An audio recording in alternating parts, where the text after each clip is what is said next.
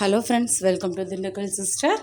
தர்பூசணி தோலை வச்சுட்டு எப்படி நம்ம அல்வா பண்ணுறதுன்றது பார்க்கலாம். இனிமேல் இந்த மாதிரி தர்பூசணி தோலை வந்துட்டு நீங்கள் கீழே தூக்கி போட்டுறாதீங்க. இதை வச்சு நம்ம ஸ்வீட் நல்லாவே பண்ணலாம். இது குழந்தைகளுக்கு ரொம்ப பிடிக்கும். இதை நல்லா வந்துட்டு நம்ம கேரட் துருவுறது இருக்குது பார்த்திங்களா, அதில் வச்சு நல்லா சீச்சிக்கோங்க. சீச்சினா இதில் கொஞ்சம் தண்ணி இருக்க தான் செய்யும், அதனுடைய நீர்ச்சத்து. அந்த தண்ணியே போதுமானது தான். வேணும்னா நீங்கள் வேணால் ஒரு அரை கிளாஸ் தண்ணி வேணால் விட்டுக்கோங்க. விட்டு ஒரு 3-4 விசில் விட்டு எடுத்து வந்துடுங்க. ஒரு கடாயில் நான் நெய் 2 ஸ்பூன் அளவுக்கு ஊற்றிருக்கேன். அதில் ஏலக்காவை தட்டி போட்டிருக்கேன் நான். அதில் நம்ம இப்படி வேக வச்ச அந்த தர்பூசணி தோலை சீச்சு வச்சுருக்கோம், அதை போட்டுட்டேன் நான்.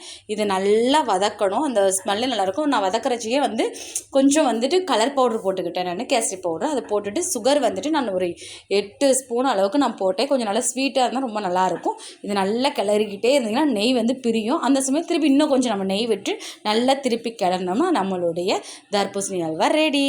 தேங்க்யூ ஃபார் வாட்சிங்.